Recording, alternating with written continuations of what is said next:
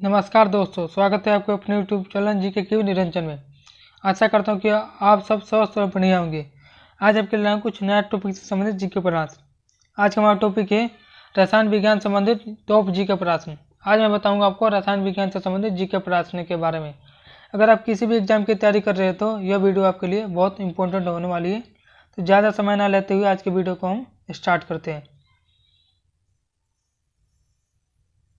पहला क्वेश्चन दे रखा है, एक ही प्रकार का परमाणु निम्न में से किस में मिलता है। एक ही प्रकार का परमाणु इन चारों ऑप्शन में से किस में मिलता है, हमें ये बताना है। तो इसका आंसर होगा ऑप्शन सी, प्राकृतिक तत्व। हाँ दोस्तों, प्राकृतिक तत्वों में एक ही प्रकार के परमाणु मिलता है। आगे चलते हैं। अगला प्रश्न है, रेडियो धर्मिता की खोज किसने की थी। हमें बताना है जो रेडियो धर्मिता थी है इसकी खोज किसने किया था। तो इसका आंसर होगा ऑप्शन बी, हेनरी बेकवेरेल ने। हाँ दोस्तों, हेनरी बेकवेरेल ने रेडियो धर्मिता की खोज की थी। आगे चलते हैं। अगला प्रश्न है, किसी तत्व के समस्थानिक के बीच अंतर किनकी भिन्न संख्या की उपस्थिति के कारण होता है। हमें बताना है किसी तत्व के समस्थानिक के बीच अंतर किनकी यानी किसकी भिन्न संख्या की उपस्थिति के कारण होता है। तो इसका आंसर होगा ऑप्शन बी, न्यूट्रॉन। हाँ दोस्तों, न्यूट्रॉन में की उपस्थिति किसी न्यूट्रॉन के समानार्थी के बीच अंतर भिन्न संख्या की उपस्थिति के कारण यानी कि न्यूट्रॉन के कारण होता है। और ये एसएससी 2013 के पेपर में ये क्वेश्चन आया था। आगे चलते हैं।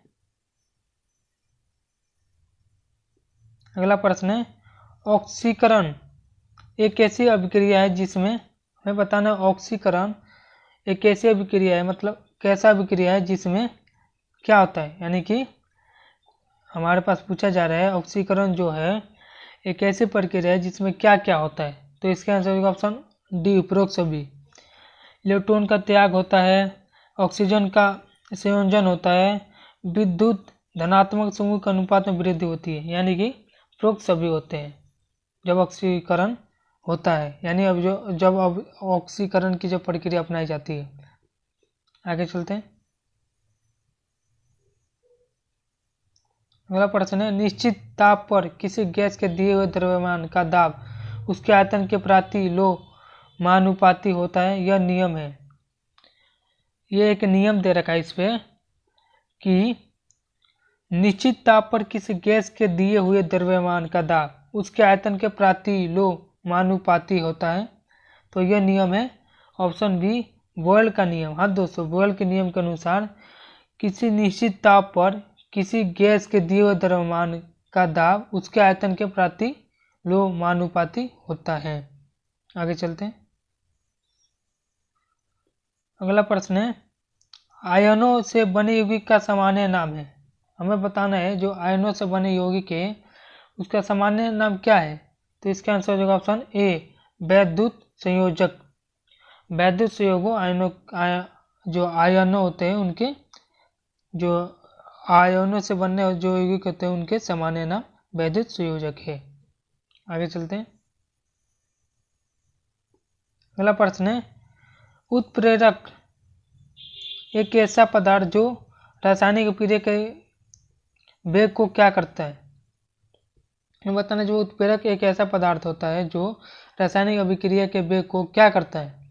तो इसका आंसर होगा ऑप्शन सी, परिवर्तित करता है। हाँ दोस्तों, जो उत्प्रेरक के जो पदार्थ होता है जो रासायनिक अभिक्रिया के वेग को परिवर्तित कर देता है। आगे चलते हैं। अगला प्रश्न है, वह पदार्थ जो जलकर ऊष्मा प्रदान करते हैं कहलाते हैं। हमें बताना है वह पदार्थ जो जलने के बाद यानी उसको जलाते हैं तो ऊष्मा प्रदान करता है, उसे हम क्या कहते हैं। तो इसका आंसर होगा ऑप्शन डी, ईंधन। हाँ दोस्तों, ईंधन कहा जाता है जो जलकर ऊष्मा प्रदान करता है या हमें रोशनी देता है, उसे ईंधन कहा जाता है। ईंधन में जैसे ले सकते हैं हम लकड़ी को जलाने के बाद हमें ऊष्मा भी मिलती है और रोशनी भी मिलती है। आगे चलते हैं। अगला प्रश्न है, तत्वों का वर्गीकरण सबसे पहले किसने किया था। हमें बताना है तत्वों का सबसे पहले वर्गीकरण किसने किया था, यानी कि वर्गीकरण मतलब अलग अलग, यानी अलग अलग भागों में बांटना।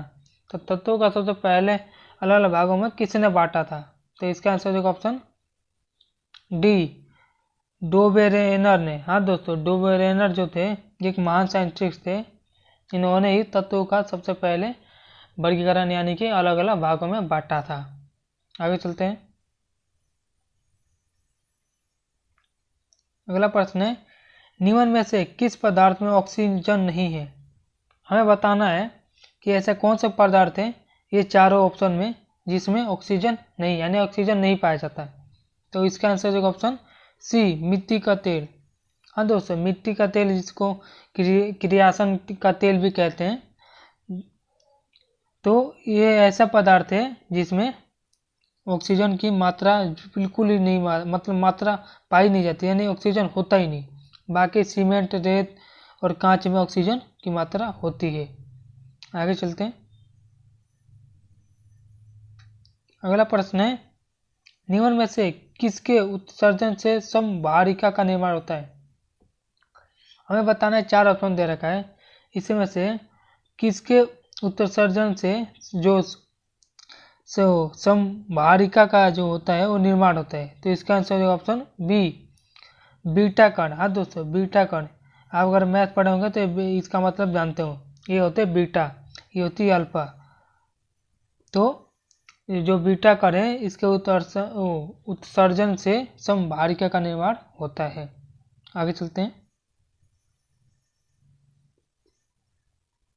अगला प्रश्न है, निम्न में से कौन सा पदार्थ ऑक्सीकारक और एवं अकारक दोनों है। हमें बताना है चार ऑप्शन में से ऐसा कौन सा पदार्थ है जो ऑक्सीकारक भी होता है और अकारक भी होता है, यानी दोनों है। तो इसका आंसर है ऑप्शन ए, H2O2। जो H2O2 है वो ऑक्सीकारक और अकारक दोनों है। आगे चलते हैं। अगला प्रश्न है, भस्मों का स्वाद होता है, भस्म का जो स्वाद होता है वो कैसा होता है, हमें ये बताना है। तो इसका आंसर है ऑप्शन ए, खड़ा। हाँ दोस्तों, जो भस्मों का स्वाद जो होता है यानी स्वाद वो होता है खड़ा। आगे चलते हैं। अगला प्रश्न है, जैविक उत्प्रेरका क्या है। हमें बताना है जो जैविक उत्प्रेरका है वो क्या है, जैविक उत्प्रेरका होता क्या है। तो इसका आंसर है ऑप्शन डी, एंजाइम। एंजाइम हमारे शरीर में पाया जाता है जिसको हम जैविक प्रेरक भी कहा जाता है एंजाइम को। आगे चलते हैं।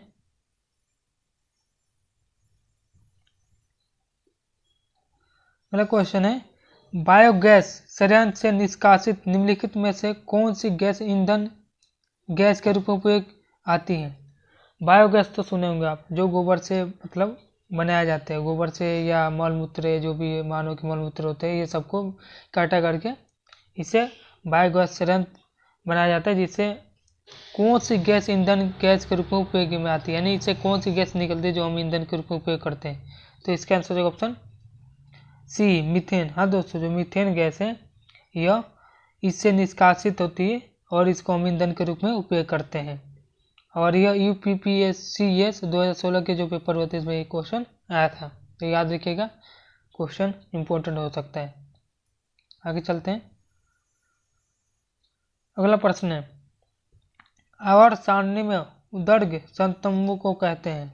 आवर्त सारणी में उदर्ग जो स्तंभ होता है उसको कहते हैं, क्या कहते हैं। तो इसका आंसर है ऑप्शन